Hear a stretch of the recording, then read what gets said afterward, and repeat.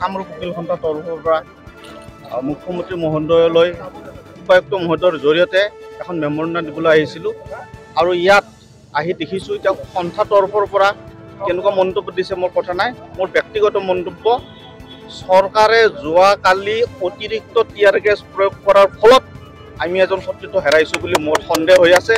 সেইটো উপযুক্ত তদন্তৰ দাবী কৰিছিলোঁ আৰু সেই তদন্ত মৰ্মে উচিত বিচাৰ এটা হ'ব লাগে। কাৰণ আমি দেখিছোঁ 3টা টিয়াৰ গেছ একে ঠাইতে ফুটাই দিয়াৰ ফলত শৰীৰত ক্ষতি কৰাৰ কাৰণেই আমাৰ সতীৰ্থজন হেৰাইছে আৰু টিয়াৰ গেছৰ পৰা মানৱ সম্পদ মানুহৰ অনিষ্ট হয় যদিহে পৰিমাণটো বেছি হয় আৰু পৰিমাণটো বেছি হোৱাৰ ফলত আমাৰ সতীৰ্থজন হেৰাইছোঁ।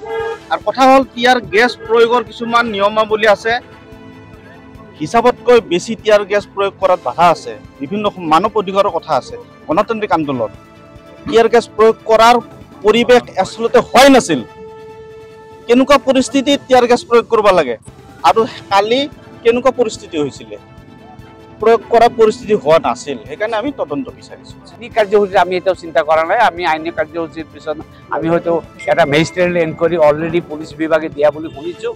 আজি তেওঁলোকৰ ৰিপৰ্ট পালে আমি যদি সন্তুষ্ট হওঁ, সেইটো বেলেগ কথা। সন্তুষ্ট নহ'লে আমি আইনী ব্যৱস্থা হাতত ল'ম। সংবাদকৰ্মীও আহত হৈছে। হয় হয় স্তম্ভৰ ওপৰত হৈছে। আপোনালোকে অধিবক্তা হিচাপে ইয়াৰ ওপৰত আইনী যুঁজ নচলাব।